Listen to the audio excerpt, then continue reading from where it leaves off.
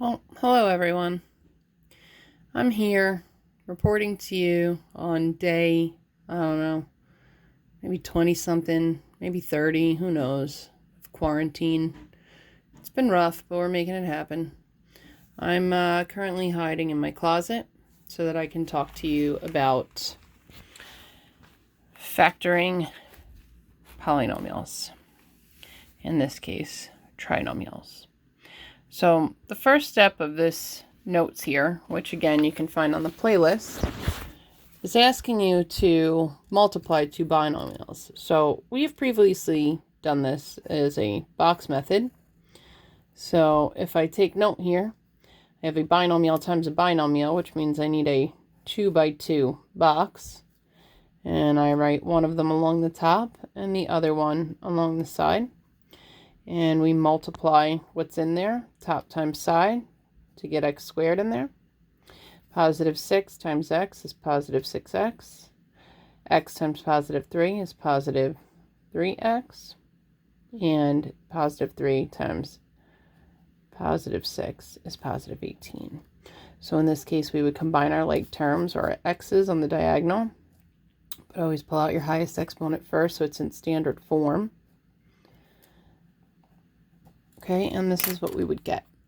So we need to note that 9 is the sum of 6 and 3, which were these two numbers, right? But 18 is the product of those two numbers. Okay, so two things we're just going to point out again, okay? 9, which ended up being our middle number, is the sum of the two integers that we had, while the third term, 18, is the product, or when you multiply these two, we get 18, okay? It's an important thing to pay attention. So we're going to work backwards now so that we can get the factors of the trinomial instead of getting the trinomial from the factors. So down here, we gave you a list of things to do, or steps, in order to factor. So I'm going to try to hold this real steady for you for a second so that you can maybe take a picture of those steps. Okay, step 1, multiply a times c. Make sure that your polynomial is in standard form because a and c are the first term and the last term, and of course it has to be in standard form to do that. Okay, step 2 would be to list all of the factors from the result of a times c, positive and negative factors. Step 3, find the pair that sums to b, the middle term, like we just set up top. Okay, and then you're going to rewrite it as 4 terms, and this time you're going to replace the two factors in the box that go on the diagonal, so usually the x's. Some things to note, if there's a negative in front, you're always going to want to pull out negative. And if they have no common factor, then you're just going to pull out 1. Okay? So then you put the GCFs together, the things that you've pulled out, in a double bubble in parentheses. Okay, so we look at the example. In this case, we had 3x squared plus 8x plus 5. Now, it's also important to make sure that there's no GCF between all three of those integers, okay, the coefficients and the constant. Because if they had a GCF, these numbers, we'd want to take that out first before we do all this jazz, okay? So make sure that you look for a GCF first. Then make sure it's in standard form. After those are in check, you're going to figure out what your A, your B, and your C is. Okay, we do this because we need to multiply A and C. In this case, we get 15. Then we list the factors, positive and negative. Okay, so this is a positive 15. So the factors of 15 is 1 and 15, and negative 1 and negative 15, because negative 1 times negative 15 is also positive 15. So that's why it's important to have both pairs. Okay, and then we have 3 and 5, and negative 3 and negative 5.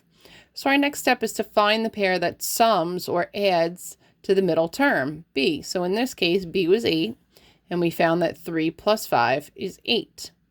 Okay, that means that we're going to use 3 and 5 to make our middle term and fill in the box, right? So instead of 8x, we're replacing it with 5x and 3x. So that's what happens here.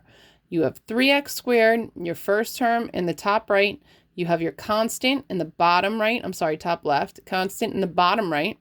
And then you can fill in these ones, and it doesn't matter which way they go. Okay, you could put the 5x up here and the 3x down here. It doesn't make a difference. They're interchangeable as long as your x's are on that diagonal. Okay, so then the next thing to do would be to pull out the GCF from each. Okay, so if I start with this row, the thing that these two have in common is a 3x. So I pull out 3x.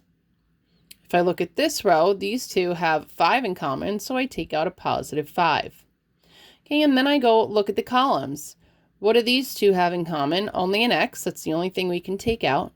And over here, this was that special thing that we talked about from up there. These two don't have anything in common. So we just take out a 1. Doesn't change anything. And then your last step is to take 3x plus 5 in one parenthesis, and take x plus 1 in the other parenthesis, and you're done. Okay, now I'm going to show you an example of this. All right, using the reverse box method. Okay, so first things first, I'm going to look at them, and I will do number 1. There is no GCF here. Put this down for less movement. There is no GCF between x squared, 7x, and 10. So then I'm going to go ahead and figure out my a, which in this case is 1. B is 7, the second term, and the constant c is 10. So if I follow step 1, that means I want to multiply a times c, which is 1 times 10 here, and I get 10. Step 2 would be to list the factors of 10. Well, in finding the factors, I always do the number itself in 1, because 1 times the number is the number, and I write it twice. Then I take that number and divide it by 2, and it works out. It gives me an integer, 2 times 5. And then I would take that number and divide it by 3, but that would give me a decimal, so that's no good. And then again, I would divide it by 4, get another decimal, that's no good. The next number is 5, and since we already used it, we know that we're done. So now this is a positive 10, so I'm going to need a positive set of factors and a negative set of factors. A positive set of factors and a negative set of factors. Okay, and again, that's why we write them twice. So step 3, we're going to figure out now which one of these pairs of factors is going to add to our middle term 7. So 1 plus 10 is 11, no good. Negative 1 plus negative 10, negative 11, no good. 2 plus 5 is 7. These are the factors I want to use.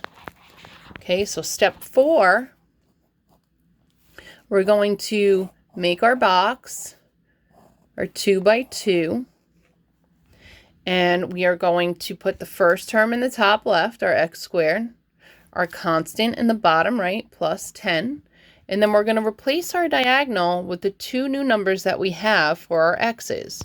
So we have 2x and 5x, and it doesn't matter where you put them, you can switch them. It's going to work out the same in the end. Okay, so step 5 is where we factor. Okay, step 5, factor. So I look at the top row, and I have x squared and 5x. The only thing they have in common is an x, so I take that out. 2x plus 10, the greatest common factor here is a positive 2. Now looking at the columns, x squared and 2x, the only thing they have in common is an x. And 5x plus 10, we can factor out a positive 5. Okay? Now the last thing to do is take what we've pulled out on the top and the side and write them in a double bubble, x plus 2 and x plus 5. And we've factored. Okay? Try some on your own. And if you feel like staying tuned, here I am. I say hi in my gigantic closet. That's my grandmother that my daughter is named after right there. And my mom and my aunt way back in the day. I think it was about 4 in that. That is my mom when she's angry. She does the finger point. So I just have to have that little picture of her. I think it's hysterical. Those are 2 of my nieces. It's me and my hubs, some friends of mine. I have lots of perfume because my mom used to sell perfume.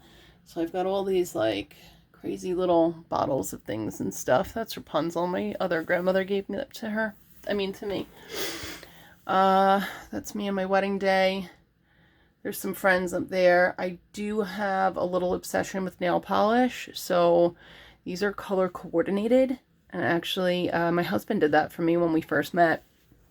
He went in my closet and I had 2 gigantic tubs of nail polish. So he went and bought this shoe thing and separated them by color. You could see they go blue to purple, to red to pink to white to whatever else I have in there. So that's my jewelry box. You guys know how I feel about my sparkles.